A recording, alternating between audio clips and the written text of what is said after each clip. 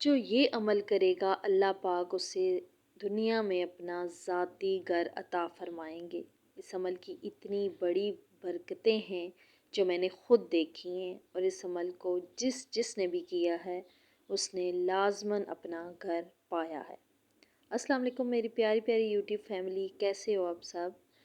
امید کرتی ہوں کہ سب اپنے گھروں میں خوش اور آباد ہوگے۔ الحمدللہ میں بھی بالکل ٹھیک ہوں۔ میں جس وظیفے کی بات کر رہی ہوں آج اسی وظیفے پہ میں ویڈیو بنانے جا رہی ہوں، اور یہ جو ہے نا اپنے ذاتی گھر کی خواہش جو ہے نا وہ ہر کسی میں ہوتی ہے، چاہے وہ مرد ہو چاہے وہ عورت ہو۔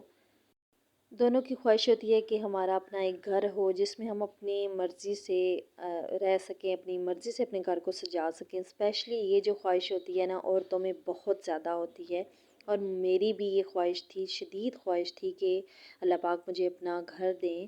اور میں نے آپ کو اپنے جو میری پچھلی ویڈیو ہے اس میں آپ کو، جس میں نے اپنا ہوم ٹور کروایا، میں نے آپ کو بتایا بھی کہ میں پہلے جو ہوں وہ خود ایک کمرے میں رہتی تھی، مطلب ایک کمرے میں ہی ہمارا سونا جاگنا تھا اور کھانا پینا بھی ادھر ہی تھا۔ کچن، میرا مطلب ہے کہ کچن بھی اسی کمرے میں تھا، اور بیڈ روم بھی اور گیسٹ روم بھی اور ڈرائنگ روم بھی، سمجھ لیں کہ ایک کمرے میں اتنے سارے جو ہیں وہ طرح سے مطلب میں رہ رہی تھی۔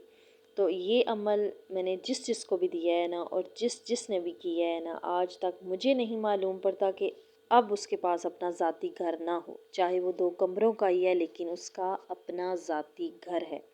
اس وظیفے کی بہت زیادہ برکت ہے، اور قرآن تو ہے ہی ایسی چیز جس میں ہر مسئلے کا حل ہے۔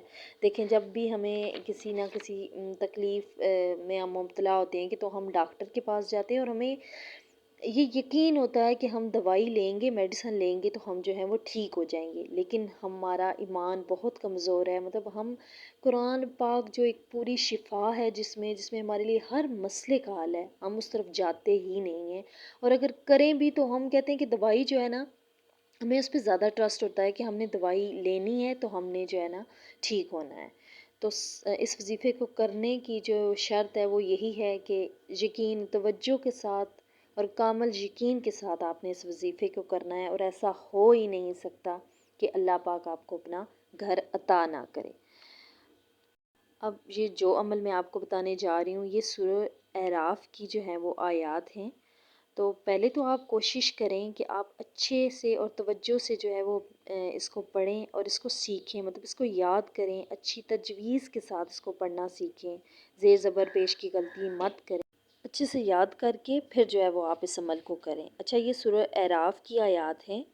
اگر آپ کے پاس گھر بنانے کے لیے زمین نہیں ہے نا، تو آپ اللہ پاک پہ یقین کریں کہ آپ کی زمین کا بھی انتظام اللہ پاک خود کریں گے۔ لازماً آپ کو اللہ پاک اپنا گھر دیں گے۔ آپ نے بس اس عمل کو یقین اور توجہ کے ساتھ پڑھنا ہے۔ میں اسکرین کے اوپر جو ہے وہ اس آیات جو ہے وہ لگا دیتی ہوں، آپ اسے کسی کاپی میں نوٹ کر لیں یا اسکرین شاٹ لے لیں۔ تو آپ نے اس کو پہلے اچھے طریقے سے یاد کرنا ہے، پڑھنا ہے، اور پھر آپ نے یہ عمل کرنا ہے۔ اچھا، یہ آیت ہے وَلَقَدْ مَكَّنَّاكُمْ فِي الْأَرْضِ وَجَعَلْنَاكُمْ فِيهَا مَعَاشٍ قَلِيلًا مَا تَشْكُرُونَ۔ اور اگر میرے پڑھنے میں کوئی غلطی ہوئی ہے تو اللہ پاک مجھے معاف فرمائیں۔ اچھا، اس کا عمل، اس کا ترجمہ اس کا ترجمہ بہت پیارا ہے کہ ہم نے تحقیق پکی بات ہے تم کو زمین میں مکان دے دیا، تمہارے لیے زمین میں مکان بنا دیا، اس دنیا میں تمہارے لیے روزگار رکھ دیا، بے شک تم بڑے تھوڑے شکر کرنے والے ہو۔ اور عمل ایسے ہے کہ روزانہ عشاء کی نماز کے بعد جو آخری 2 نفل آپ پڑھیں گے نا، تو اس کی پہلی رکعت میں بھی آپ نے 11 بار سورۃ اخلاص پڑھنی ہے، اور بعد میں بھی جو ہے دوسری رکعت میں بھی آپ نے 11 بار سورۃ اخلاص پڑھنی ہے۔ اچھا، نماز پڑھنے کے بعد آپ نے جو ہے دعا مانگنی ہے، اور دعا مانگنے سے پہلے آپ نے 153 مرتبہ آپ نے اس آیت کو پڑھنا ہے، یعنی کہ 153